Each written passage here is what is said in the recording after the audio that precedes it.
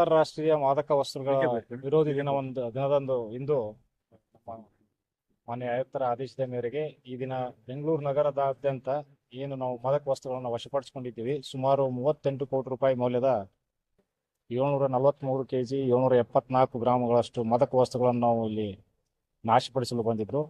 ಪಂಚರ ಸಮಕ್ಷಮ ಇದನ್ನು ನಾವು ಇವತ್ತು ನಾಶಪಡಿಸಿದ್ದೀವಿ.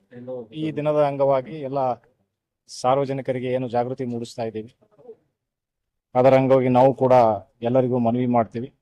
ಡ್ರಗ್ಸ್ ಬಗ್ಗೆ ಜಾಗೃತರಾಗಿರಿ. ಯಾವುದೇ ಕಾರಣಕ್ಕೂ ಡ್ರಗ್ಸ್ ಸೇವನೆ ಮಾಡಬಾರ್ದು, ಅದರಿಂದ ದೂರ ಇರಿ.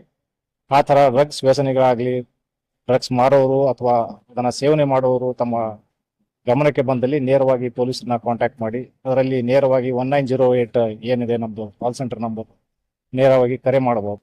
ಜನರು ಅದನ್ನು ಜಾಗೃತರಾಗಿರ್ಬೇಕಂತ ಈ ಸಂದರ್ಭದಲ್ಲಿ ನಾನು ಕೇಳ್ತೀನಿ.